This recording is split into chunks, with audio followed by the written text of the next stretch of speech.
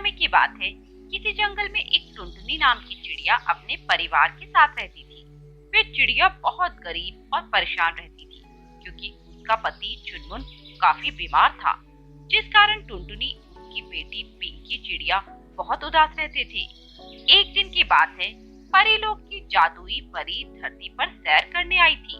वो परी उस जंगल में पहुंच जाती है जहां टुनटुनी चिड़िया रहती थी। तभी उस परी की नजर टुनटुनी चिड़िया पर पड़ती है। वह देखती है कि टुनटुनी चिड़िया रो रही है। मैं भोजन की तलाश में पूरा जंगल जंगल घूम आई हूँ, पर मुझे कुछ भी नहीं मिला। अब मैं क्या करूँ? इनका दवाई खाने का समय भी हो रहा है। बिना भोजन के दवाई भी तो नहीं खा सकते हैं। माँ, माँ, क्या आज भी हमें भूखा रहना होगा? क्या आज भी हमें भोजन नहीं मिलेगा माँ? बेटा पिंकी, मैं क्या करूं? मैं पूरा जंगल देख आई हूँ, पर आज भी कुछ खाने को नहीं मिला। लगता है आज भी भूखे पेट ही रहना होगा। माँ, हम तो फिर भी भूख सह लेंगे, पर पिताजी वो तो बहुत बीमार हैं और उन्हें भोजन की सख्त जरूरत है। बेटा रुक, मैं फिर से एक बार जंगल में देख कर आती हूँ, शायद कुछ मिल जाए। ऐसा कहकर टुनटुनी चिड़िया वहाँ से उड़ते हुए जंगल की तरफ चली जाती है। वे जादुई परी भी उसके पीछे पीछे जाने लगती है। तभी टुनटुनी को एक भुट्टे का खेत दिखाई देता है। वे भुट्टे को लेने के इरादे से उस खेत में चली जाती है, और वो जैसे ही उस खेत में जाती है, तभी उस खेत के मालिक कालू कौवा वो वहाँ पे आ जाता है और वो टुनटुनी को खरी खोटी सुनाने लगता है। ए चिड़िया, तू कैसे मेरे खेत में घुस आई? तुझे पता नहीं कि ये कालू कौवे का खेत है? चल निकल निकल मेरे खेत से। हे कालू कौवे, मुझे भोजन की बहुत जरूरत है। मेरे पति बीमार है और मेरी बेटी भी कई दिनों से भूखी है, तो तुम मुझे बस एक भुट्टा ले जाने दो, तुम्हारा बहुत एहसान होगा। ये नौटंकी किसी और के सामने करना। तुम्हारे ये नकली आंसू से मैं पिघलने वाला नहीं हूँ। चलो निकलो। ऐसा कहकर वे कालू कौवा टुनटुनी चिड़िया को अपने खेत से बाहर निकाल देता है। ये सब नजारा वे जादुई परी भी देख रही थी। उसे टुनटुनी पर तरस आ जाता है और वह खुद से मन ही मन बात करती है। बेचारी ये चिड़िया कितनी बेबस है, कितनी तकलीफ में है। कोई भी इस चिड़िया की मदद नहीं कर रहा, और बेचारा इसका पति भी तो बीमार रहता है। तो क्यों ना मैं इस चिड़िया की कुछ मदद करूं? हाँ, ये सही रहेगा। ऐसा कहकर वे कुछ फल अपने जादू से प्रकट करती है और खुद से कहती है, मैं अपने परी रूप से उस चिड़िया के सामने नहीं जा सकती, क्योंकि यह हमारे परी लोग के नियमों के खिलाफ है।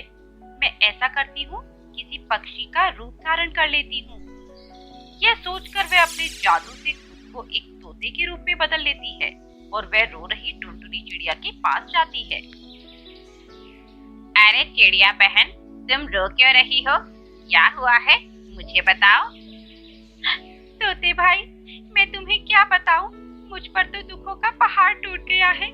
मुझे 2 दिन से कोई भोजन नहीं मिला, और आज मिला भी तो कालू कौवे ने मुझे डांट कर अपने खेत से बाहर निकाल दिया। अब मैं क्या करूं? बिना भोजन के मेरे पति अपनी जरूरी दवाई भी नहीं खा सकते, और मेरी बेटी पिंकी भी भूखी है। रोती क्यों हो चिड़िया? लो, ये फल ले लो और अपने पति और बेटी को ये फल खिला देना। आपका बहुत बहुत शुक्रिया तोते भाई। ऐसा कहकर टुनटुनी चिड़िया तोते से फल लेकर अपने घर की ओर चल देती है। उसके जाते ही जादुई परी अपने असली रूप में आ जाती है। वो भी टुनटुनी चिड़िया के पीछे पीछे चल देती है।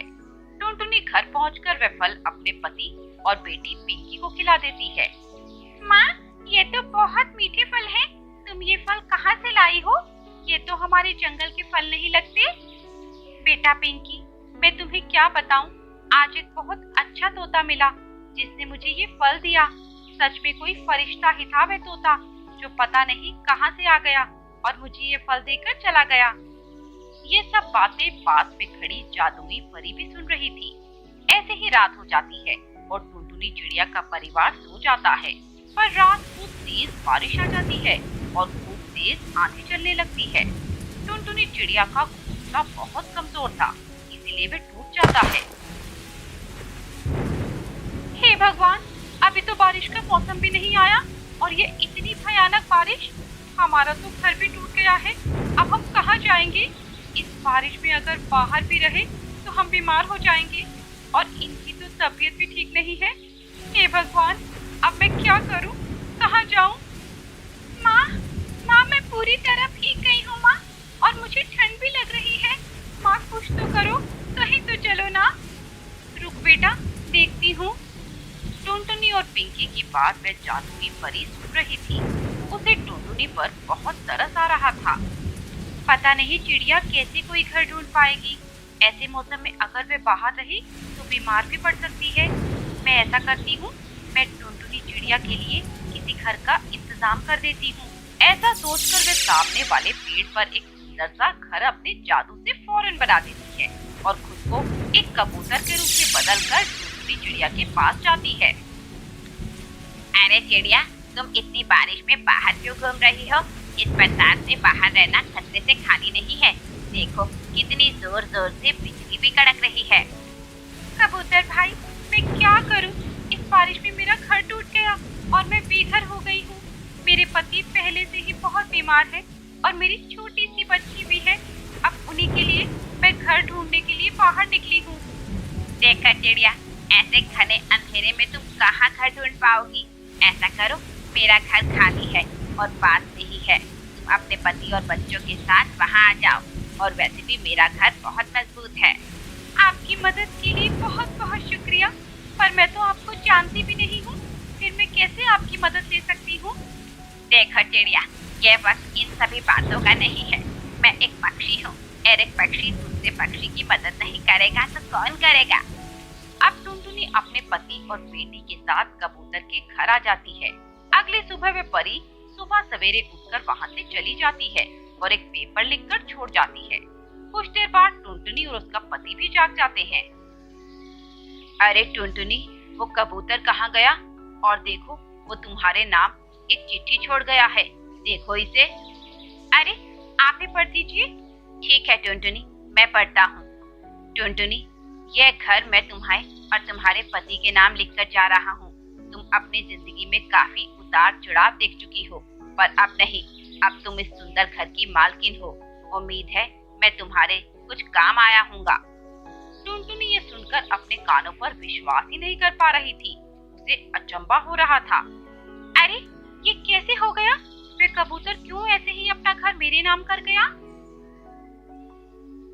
टुनटुनी, तुम मानो या ना मानो, पर मुझे लगता है कि कोई ना कोई शख्स हमारी मदद जरूर कर रहा है। पर कौन हो सकता है वे शख्स? हे भगवान, वे जो भी हो, उसको लंबी उम्र देना, उस पर अपना आशीर्वाद हमेशा बनाए रखना। वे परी उन दोनों की बातें बाहर खड़ी सुन रही थी। कुछ देर बाद टुनटुनी के पति की तबीयत अचानक बिगड़ जाती है और टुनटुनी उसे तुरंत अस्पताल लेकर जाती है। वे परी भी उसके पीछे पीछे जाती है। डॉक्टर साहब, इन्हें देखिए ना, पता नहीं इन्हें अचानक से क्या हो गया। आप रुकिए, मैं देखता हूँ। डॉक्टर सोनू के कई टेस्ट करवाता है और जांच में यह पता चलता है कि उसको हार्ट अटैक हुआ है और वह टुनटुनी से इस बारे में कहता है। देखिए टुनटुनी जी, आपके पति को दिल का दौरा पड़ा है और हमें जल्दी से जल्दी उनका ऑपरेशन करना होगा। तो आप कुछ पैसे यहाँ काउंटर पर दे दीजिए और उसके बाद हम आपके पति का इलाज शुरू कर देते हैं। ठीक है डॉक्टर साहब, आप इलाज शुरू कीजिए, मैं पैसों का इंतजाम करती हूँ।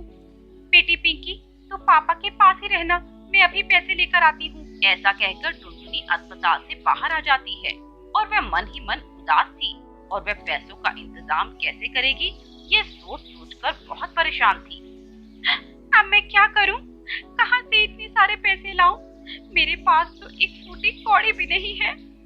ये सब पास में खड़ी जादुई परी सुन रही थी। उसे टुनटुनी की हालत पर बहुत दुख हो रहा था। बेचारी टुनटुनी, लगता है सारे दुख टुनटुनी के नसीब में ही लिखे हैं। पर मैं यूं ही हाथ पर हाथ रख के नहीं बैठ सकती, मुझे कुछ करना होगा।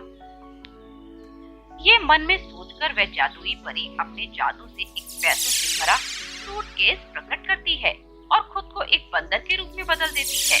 वह सूटकेस वह टुनटुनी के सामने जानबूझकर गिरा देता है और टुनटुनी से कहता है, सुनो चिड़िया बहन, लगता है तुम्हारा सूटकेस नीचे गिर गया है। नहीं बंदर भाई, वो मेरा सूटकेस नहीं है।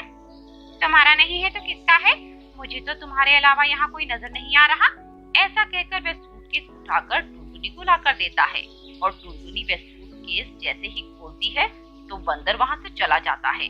टुनटुनी उस सूटकेस में काफी पैसे देखकर चौंक जाती है। उन पैसों के साथ एक पर्ची भी थी जिसमें लिखा था, मेरी तरफ से तुम्हारे लिए एक मदद। टुनटुनी मुड़कर देखती है पर उसे वह बंदर दिखाई नहीं देता। पता नहीं कौन है वह शख्स जो मेरी इतनी मदद कर रहा है पर मेरे सामने नहीं आ रहा। खैर, वे जो भी है, भगवान उसे लंबी उम्र दे। ऐसा कहकर टुनटुनी उन पैसों से अपने पति का इलाज करवाती है और जल्दी ही उसका पति ठीक हो जाता है और बचे हुए पैसे टुनटुनी गरीब पक्षियों में बांट देती है। ये सब वह जादुई परी भी देख रही थी। अब मेरा पृथ्वी लोक छोड़कर जाने का समय आ गया, मुझे चलना चाहिए। ऐसा कहकर वह परी अपने परीलोक में वापस लौट जाती है और टुनटुनी अब खुशी खुशी अपने जीवन में जी रही थी। टुनटुनी की जिंदगी में वह परी एक फरिश्ता बनकर आई थी जो उसकी जिंदगी बिल्कुल बदल कर चली गई।